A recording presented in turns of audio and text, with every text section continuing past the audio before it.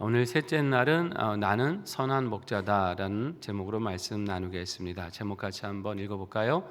나는 선한 목자다. 아멘.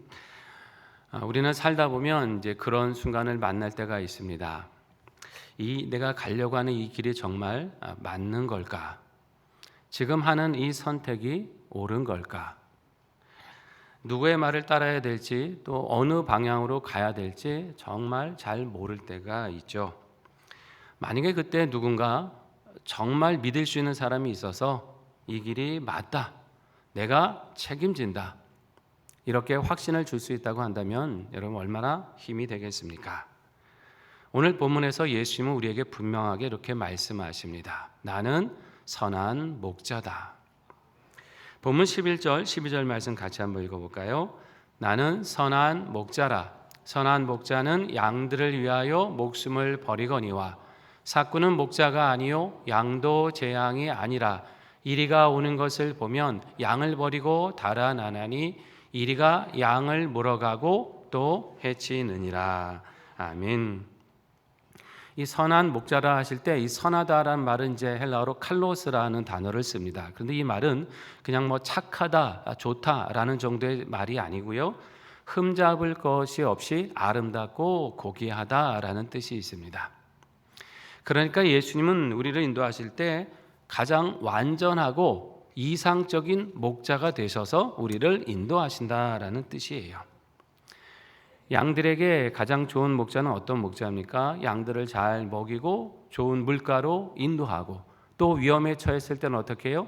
그 양을 위해서 목숨을 걸고 지켜줄 수 있는 목자가 가장 이상적인 목자죠. 이스라엘 땅에는 이제 맹수 또 이리떼들이 곧잘 출몰을 했다고 그러죠. 그래서 들판에서 양들을 이렇게 공격하곤 했습니다. 그때 대부분의 목자들은요 도망하지 않고 그 맹수와 목숨을 걸고 싸웠어요. 한 예로 우리가 잘 아는 신앙의 인물 다윗도 그런 사람이었죠. 한 번은 블레셋이라는 나라가 골리앗을 앞세워서 이스라엘을 공격해 온 적이 있습니다. 그 커다란 장수 앞에 모두가 두려워서 아무도 나서지 못하고 있을 때 소년 다윗이 하나님을 믿고 의지하는 믿음으로 자신이 싸우러 나겠다고 나섰어요. 근데 이제 사울 왕 앞에 가서 자기의 그 결심을 말하니까 사울 왕이 딱 볼 때도 너무 어리거든요. 상대가 될 수 없는 그런 사람이니까 만류했습니다. 아니다, 네가 상대할 적이 아니다 하면서 다윗을 만류해요. 그때 다윗이 사울에게 이런 말을 합니다. 사무엘상 17장 34절 이하의 말씀인데요. 같이 한번 읽어보겠습니다. 다윗이 사울에게 말하되 주의 종이 아버지의 양을 지킬 때에 사자나 곰이 와서 양떼에서 새끼를 물어가면 내가 따라가서 그것을 치고 그 입에서 새끼를 건져내었고 그것이 일어나 나를 해하고자 하면 내가 그 수염을 잡고 그것을 쳐 죽였나이다. 아멘. 여러분 놀랍지 않습니까? 어린 소년이에요. 그 소년이 맹수에 맞서서 목숨을 걸고 싸웠다는 겁니다. 양을 지키기 위해서예요. 억지로 한 게 아닙니다.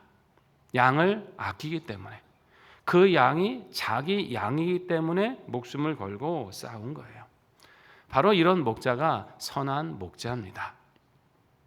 여러분, 우리 예수님도 우리를 위해서 목숨을 버리셨습니다. 십자가의 고난을 피하지 않으셨고요, 기꺼이 그 고난의 잔을 마시셨어요. 저와 여러분을 위해서입니다. 우리를 사랑하셨기 때문이에요.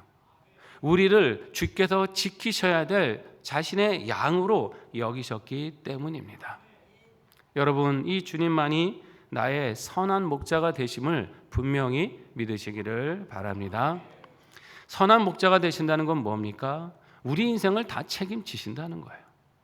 우리를 좋은 것으로 만족해 하실 뿐만 아니라 위험에 처할 때는 목숨을 걸고서 우리를 지켜주셨다고 하는 것은 우리의 모든 것을 가장 완전하고 가장 바람직하고 가장 좋은 결과로 인도해 가신다는 말씀입니다. 그러니까 우리는 어떻게 해야 됩니까? 우리의 모든 길, 모든 선택을 주님께 다 맡겨 드려야 되죠. 우리의 목숨까지도 우리 주님께 맡겨야 합니다.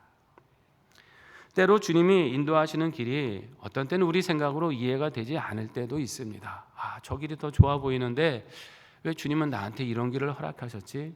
우리 생각으로는 다 이해하기가 어려워요. 그러나 선한 목자이신 우리 예수님께서는 우리를 무익한 길로 인도하시거나 잘못된 길로 인도하지 않으십니다. 가장 좋은 길, 가장 아름다운 길, 가장 복된 길로 우리를 이끌어 가십니다. 우리는 이 사실을 믿고 크고 작은 선택 앞에서 주님을 신뢰하고 나가야 됩니다. 그래, 주님께서 나의 길을 가장 잘 아시지, 내 길을 가장 복되게 인도하실 거야. 이 믿음으로 나가야 되는 것이에요.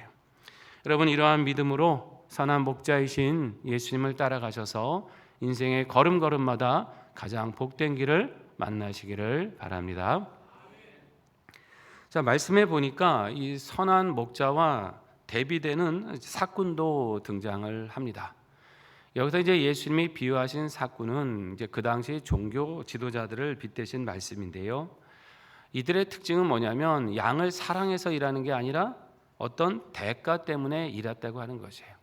그걸로 인해서 얻을 수 있는 자신의 명예나 인기, 어떤 유익, 이것 때문에 일하는 사람들이었어요.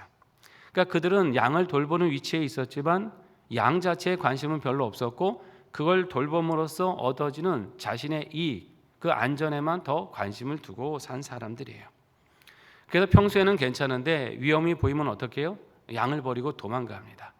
이리 때가 오면 사꾼은 내 양이 아니니까 그 양보다 자기가 중요하거든요. 그러니까 양을 버리고 도망하는 거예요. 외형적으로는 지도자의 위치에 있지만 참 목자라고는 할 수 없습니다. 어디 그때뿐이겠습니까? 오늘날도 이런 지도자들은 있죠. 성도들에게 바른 하나님의 말씀을 먹여야 되는데 자신들이 옳다고 생각하는 교훈을 먹이는 사람들도 있습니다. 세속된 가치관들이 양을 해롭게 하면 그 영혼을 지키기 위해 애써야 되는데 세상에서 얻어지는 그 인기나 누릴 수 있는 이익 때문에 그냥 적당히 타협하며 살아가는 사람들도 있습니다. 종교 지도자도 마찬가지고 정치 지도자도 마찬가지예요. 성도를 위하고 국민을 위해야 되는데 자신들의 그 자리에서 누릴 이익만 계산하고 있으면 그는 사꾼과 같은 사람인 것이죠. 우리는 이런 사람들을 경계해야 합니다. 또 우리는 이 말씀을 통해서 우리 자신을 돌아보아야 될 줄로 믿습니다. 이 말씀이 1차적으로는 지도자들에게 주신 말씀이기는 하지만 우리는 크거나 작거나 간에 하나님이 맡겨주신 사명이 있습니다. 많거나 적거나 간에 하나님이 맡겨주신 사람이 있습니다. 어떻게 보면 우리 한 사람 한 사람을 이 땅에서 작은 목자로 우리를 불러주신 거예요. 우리는 어떤 태도로 이 사명을 감당하고 있는지 스스로 돌아봐야 합니다. 나는 하나님을 사랑해서 이 일을 하고 있는가? 아니면 사람들의 어떤 인정, 어떤 이익 때문에 이거를 감당하는가? 나는 어려움이 와도 끝까지 이 사명을 목숨 걸고 지킬 것인가? 아니면 어렵고 힘든 일을 만나면 그것을 회피하는 사람이 될 것인가? 나는 내게 맡겨진 사명을 끝까지 감당하고 맡겨진 사람들을 진심으로 아끼고 돌보고 있는가? 우리는 말씀 앞에 우리에게 주신 이 크고 작은 사명을 생각하면서 이 마음을 점검해야 됩니다. 이 질문 앞에 서서 우리에게 맡겨진 사명을 충실하게 감당할 때 우리는 주님께 칭찬드리는 일꾼이 될 줄로 믿습니다. 이렇게 선한 목자이신 예수님을 닮아가는 저와 여러분이 되시기를 바랍니다. 다시 본문을 볼까요? 예수님은 선한 목자로서 이루시려는 또 하나의 사명을 우리에게 말씀하고 계십니다. 본문 16절인데요. 같이 읽습니다. 또 이 우리에 들지 아니한 다른 양들이 내게 있어 내가 인도하여야 할 터이니 그들도 내 음성을 듣고 한 무리가 되어 한 목자에게 있으리라. 아멘. 여기 보니까 주님의 우리 안에 들지 않은 다른 양들이 있다라고 말씀하시죠. 여기 먼저 말씀하신 이 우리는 이스라엘 백성들을 가리키는 것이죠. 먼저 하나님의 백성 되어서 그 울타리 안에 있는 사람들. 자, 다른 양들은 그럼 누굽니까? 바로 이스라엘이 아닌 이방 민족들을 가리키는 거죠. 다시 말해서 예수님은 이스라엘만 위해서 오신 게 아니라는 거예요. 온 인류를 구원하시기 위해서 오셨습니다. 예수님의 십자가는 모든 사람을 위한 십자가예요. 그리고 하나님은 그리스도 안에서 모든 사람이 구원을 받고 그 안에서 하나가 되기를 바라십니다. 세상을 보면 많이 갈라져 있습니다. 서로 다양한 민족이 있고 언어도 다르고 문화와 풍습도 다릅니다. 그러다 보니 서로 갈등하기도 하고 반목하고 다투기도 합니다. 그러나 그 누구도 예수님을 믿고 새 사람이 되면 그리스도 안에서 하나입니다. 유대인이나 이방인의 구별은 없어지는 거예요. 그리스도인이라고 하는 새 사람만 존재합니다. 우리는 원래 어떤 사람이었습니까? 우리 안에 들어있던 사람이 아니에요. 우리 밖에 있던 양들이었어요. 그런데 이제 하나님의 은혜로 예수님의 우리 안으로 들어왔습니다. 그렇다면 여러분, 이제 우리는 무엇을 해야 될까요? 그렇게 주님이 주시는 은혜와 보호하심과 그 돌보심 속에서 그것만 누리고 있는 것이 아니라 밖에 있는 다른 양들을 주님의 우리 안으로 들어올 수 있도록 인도해야 합니다. 이 전도와 선교의 사명은 예수님만의 사명이 아니라 우리에게 주시는 사명이기도 한 거예요. 이거는 선택의 문제가 아니고 예수님이 우리에게 명령하신 말씀입니다. 그래서 이제는 우리의 시선이 내 가족, 내 교회에서만 머물 것이 아니라 복음을 모르는 사람들을 향한 관심을 가져야 합니다. 여러분, 곁에 있는 믿지 않는 그 한 사람을 품고 늘 기도하실 수 있기를 바랍니다. 믿지 않는 가족 계시죠? 친구들 계시죠? 이웃들 있지 않습니까? 제가 우리 지역장님들과 함께 제자훈련 하다 보니까 몇십 년에 걸쳐서 응답받은 분도 계시고 아직도 수십 년간 기도하는 분들도 계십니다. 근데 그걸 포기하지 말아야 됩니다. 왜냐하면 이건 주님의 명령이고 당부세요. 우리가 그분들을 위해 기도하며 선한 목자이신 예수님을 힘있게 전해야 될 줄로 믿습니다. 때가 되면 하나님 반드시 응답하십니다. 또 여러분, 복음 선교를 위해 이것을 내 마음의 기도 제목으로 품고 기도하시고 또 가능한 경우에는 후원도 함께 하시기를 바랍니다.